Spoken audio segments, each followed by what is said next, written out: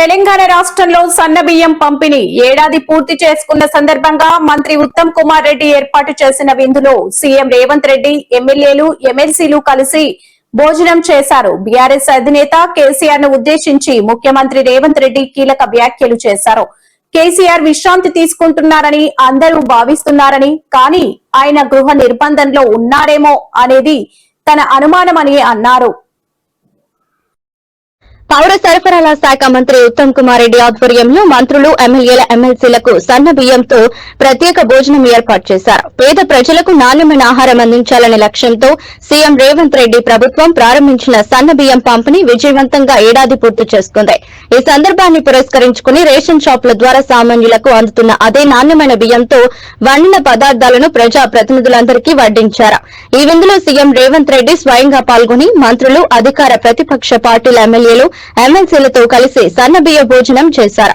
నియోజకవర్గాల పునర్విభజనపై బీజేపీ నేత కె లక్ష్మణ్ చేసిన వ్యాఖ్యలపై రేవంత్ రెడ్డి తీవ్రంగా మండిపడ్డారు. అవి అవగాహన లేని వ్యాఖ్యలని, లక్ష్మణ్ ఎలా డాక్టర్ అయ్యారో అర్థం కావటం లేదని ఘాటుగా విమర్శించారు.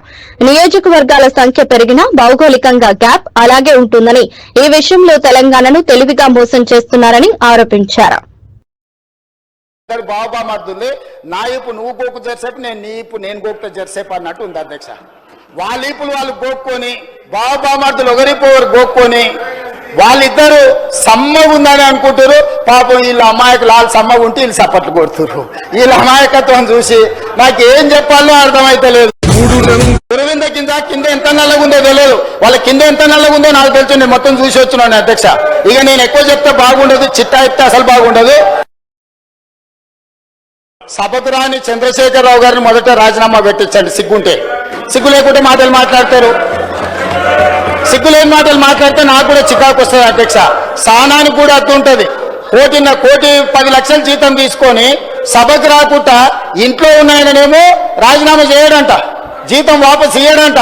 రోజు 18 గంటలు చేసి 4.5 లక్షల ఇందిరమ్మ ఇండ్లు కట్టించి ఈ రోజు లక్షలాది దళితుల, గిరిజనులకు, ఆదివాసీలకు ఇండ్లు ఇచ్చి వాళ్ళ ఇళ్లలో, వాళ్ళ కళ్ళల్లో, వాళ్ళ ఇండ్లలో వెలుగు, వాళ్ళ కళ్ళల్లో ఆనందం చూసే పొంగులేటి శ్రీనివాస్ రెడ్డి రాజీనామా చేయాలంట. సిగ్గుండాలి మాట్లాడడానికన్నా కొంచెమన్నా.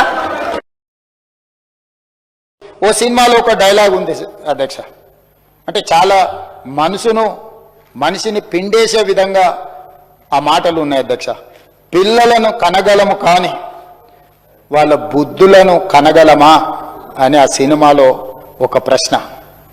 తల్లిదండ్రులకు పిల్లలను కనడానికి అవకాశం ఉంది, కానీ వాళ్ళ బుద్ధి ఎలా ఉండాలనో ఆ బుద్ధిని కనే అవకాశం తల్లిదండ్రులకు లేకపోవడం వల్ల ఈరోజు సమాజమే తల వంచుకునే విధంగా కొంతమంది పిల్లలు వ్యవహరిస్తున్నారు. వాళ్ళని దృష్టిలో పెట్టుకొని ఈ చట్టం చేయడం, ఈ అవకాశం రావడం ఒకవైపున నేను ఆనందంగా భావించిన, ఇంకొక వైపు నాకు చాలా బాధ ఉంది. మహబూబ్నగర్ జిల్లా బాలానగర్ మండలంలో హరీష్ రావు గారు సిద్దిపేట ఎమ్మెల్యే, వాళ్ళ తమ్ముడు మహేశ్వరరావు, వాళ్ళ మామ హనుమంతరావు గారు, వాళ్ళ బావమరిది సుమన్ రావు గారు ఒక ప్రైవేట్ కంపెనీని బెదిరించి 100 ఎకరాల భూమిని ధరణి నాట్యం పెట్టుకొని బదలాయించుకున్నారు. కడియం శ్రీహరి గారు కేసీఆర్ గారికి సరిసమానమైన ప్రజా జీవితంలో నుంచి వచ్చిన ప్రజాప్రతినిధి. ఎవరు కూడా నేను ఆన్ రికార్డ్ నేను చెప్తున్నా, కడియం శ్రీహరి గారి నిబద్ధతను, నిజాయితీని ఈ దేశంలోనే ఎవరు ప్రశ్నించజాలరు. నిజాయితీతో కూడుకున్న నిక్కచ్చిగా వ్యవహరించే ప్రజాప్రతినిధి. ఎన్నో మంత్రి పదవులు చేపట్టిన అవినీతి మచ్చలేని మంత్రిగా పనిచేశాడు. ఒక సీనియర్ లెజిస్లేటర్ను పట్టుకొని అధ్యక్ష, రాజకీయంగా వాళ్ళకి ఏమైనా అభిప్రాయం ఉండని, రాజకీయం పట్ల వారికి ఏమైనా వ్యతిరేకత ఉండని నేను ఇవన్నీ మాట్లాడదలుచుకోలే. నేను ఒకటే అడగదలుచుకున్నా, హరీష్ రావు గారిని, కేటీఆర్ గారిని, మీ సభ్యుడు వ్యవహరించిన తీరును మీరు సమర్థిస్తున్నారా? సభలో ఈ రకమైన వ్యవహార శైలి ఈ సభకు మంచిదా? ఒక సీనియర్, అతను దళితుడా, అతను గిరిజనుడా అనే నేను ప్రస్తావిస్తలేను.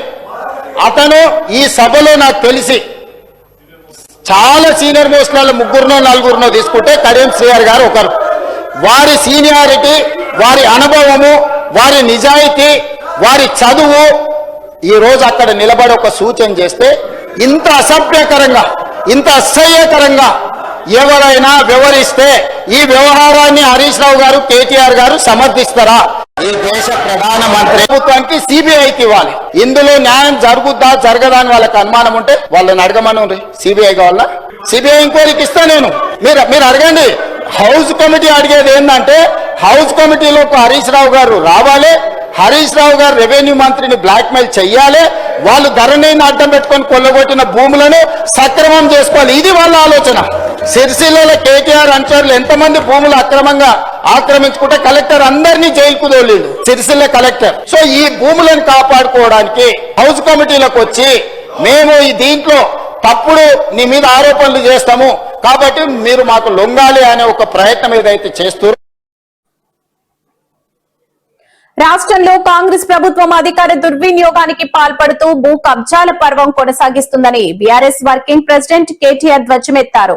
రంగారెడ్డి జిల్లా వట్టి నాగులపల్లిలో ఈ రోజు ఆయన పర్యటించారు. ఈ సందర్భంగా నిర్వహించిన మీడియా సమావేశంలో కేటీఆర్ ప్రభుత్వంపై నిప్పులు చెరిగారు. వట్టి నాగులపల్లిలో సతీష్ షా కుటుంబానికి చెందిన 27 ఎకరాల భూమిపై మంత్రి పొంగిలేటి కన్ను పడిందని కేటీఆర్ ఆరోపించారు.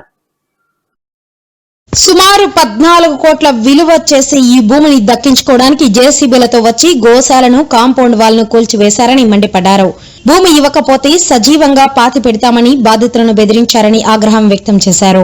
బాధితులకు రక్షణ కల్పించిన నిజాయితీ గల పోలీస్ అధికారి అజీబుల్లా ఖాన్ ను మరుసటి రోజే బదిలీ చేయడం ప్రభుత్వం కక్ష సాధింపు చర్యకు నిదర్శనమని విమర్శించారు. రాష్ట్ర వ్యాప్తంగా 1 కోటి ఎకరాల భూమిని నిషేధిత జాబితాలో పెట్టడం వెనుక పెద్ద కుట్ర దాగి ఉందని కేటీఆర్ ఆరోపించారు.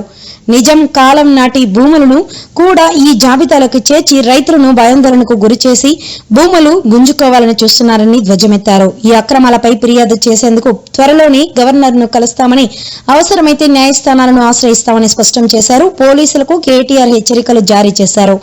పాలకుల ఒత్తిడికి లొంగి అక్రమాలకు సహకరిస్తే భవిష్యత్తులో మూల్యం చెల్లించుకోక తప్పదని హెచ్చరించారు. సొంత భార్య, తన కొడుకు, తన తమ్ముడు, తన మరదలు, నిన్న మొన్నటి దాకా ఈయనే చైర్మన్. ఈ కంపెనీకి 2020-22 దాకా ఈయనే చైర్మన్ ఈ మంత్రి గారు. వాళ్ళ ముఖ్యమంత్రి గారు నిన్న వచ్చి ఎదురుదాడి చేస్తుంటే మాకు అర్థమైంది ఒకటే, రాఘవ కన్స్ట్రక్షన్స్ మీద ఎందుకింత ప్రేమ ముఖ్యమంత్రి గారికి అని చెప్పి మేమందరం కూడా నిన్నంతా అధ్యయనం చేసినాం. వాస్తవం ఏంటి అంటే ముఖ్యమంత్రి గారు కూడా ఈ పాపంలో వాటా ఉంది. కొడంగల్ లిఫ్ట్ ఇరిగేషన్ ప్రాజెక్టులో పొంగులేటి శ్రీనివాసరెడ్డి గారి కంపెనీ కట్టబెట్టిందే ముఖ్యమంత్రి గారు. అట్లాగే ఇవాళ ఈ రాష్ట్రంలో 1 కోటి ఎకరాలు నిషేధిత జాబితాలో పెట్టి భూదందాలు, ల్యాండ్ స్కామ్లు ఇవన్నీ చేస్తున్న దానిలో ముఖ్యమంత్రి గారు, ఆయన అనుయాయులు, ఆయన చుట్టూ ఉండే దండుపాలెం బ్యాచ్ వాళ్ళ పాత్ర కూడా ఉంది. కాబట్టే పొంగులేటి శ్రీనివాసరెడ్డిని వెనకేసుకొచ్చి వాళ్ళ సభాసంగం వేయకుండా మరి ఇష్టం వచ్చినట్టు ఎదురుదాడి చేసే ప్రయత్నం ముఖ్యమంత్రి చేస్తా ఉన్నాడు. 2.5 ఏళ్లుగా ఎదురుదాడి తప్ప, 2.5 ఏళ్లుగా పనికిమాలిన కమిషన్లు, పనికిమాలిన కేసులు తప్ప ప్రజలకు పనికొచ్చే ఒక్క పని చేసిండా ఈ ముఖ్యమంత్రి?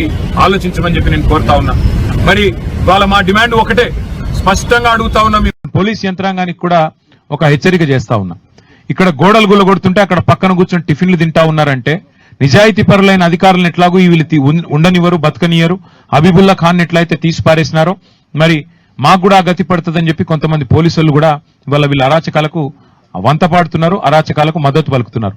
ఆ అధికార యంత్రాంగానికి నేను హెచ్చరిస్తా ఉన్నా, 2-2.5 ఏళ్లలో మళ్ళీ మా గవర్నమెంట్ వస్తుంది. ఈ అక్రమాలకు ఎవరు అండగా నిలబడ్డా, ఇట్లా పేద ప్రజల్ని, ఇట్లా మధ్యతరగతి ప్రజల్ని, ఇట్లా రాజకీయ నాయకత్వంతో సంబంధం లేని వాళ్ళని ఎట్లా పడితే అట్లా ఆడుకుంటాం, ఎట్లా పడితే అట్లా చేస్తాం, దానికి మేము రేవంత్ రెడ్డికి, పొంగులేటి శ్రీనివాసరెడ్డికి అండగా నిలబడతామంటే మీకు తప్పకుండా మీ డైరీలో రాసుకొని పేర్లు మీ అందరికీ కూడా వదిలిపెట్టము. ప్రతి ఒక్కరి మీద కూడా రిటైర్ అయితే కూడా విచారణ జరిపిస్తాము. మీరు నిజాయితీగా మీ డ్యూటీ చేయండి, నిజాయితీగా డ్యూటీ చేయండి, న్యాయం వైపు నిలబడండి, ధర్మం వైపు నిలబడండి, ప్రజల వైపు నిలబడండి. మేము వేరేం అడగట్లేదు. కానీ మీరు ఇట్లా అక్రమాలకు, వారు చేస్తున్న దుర్మార్గాలకు అండగా నిలబడితే మాత్రం తప్పకుండా మీకు కూడా ఊచలు లెక్కబెట్టే రోజు వస్తుందనే మాట కూడా తెలియజేస్తూ మంత్రి గారు కూడా ఒప్పుకున్నారు. కానీ మంత్రి గారు తప్పు చేశారు కాబట్టి ఆత్మరక్షణలో పడి ఇవాళ మంత్రి గారిని కాపాడడానికి నానా ప్రయత్నాలు చేస్తున్నారు. అందులో ముఖ్యంగా ముఖ్యమంత్రి గారు ఎదురుదాడికి దిగి మంత్రి గారు చేసిన నేరాన్ని కప్పిపుచ్చే ప్రయత్న భాగంలో వారు అన్న మాట ఏమంటే గత 10-12 సంవత్సరాలుగా జరుగుతున్న అక్రమ మైనింగ్ మీద విచారణ జరిపిస్తాం, కానీ సిబిసిఐడి విచారణ జరిపిస్తామని చెప్పి ప్రభుత్వం ముందుకొచ్చింది.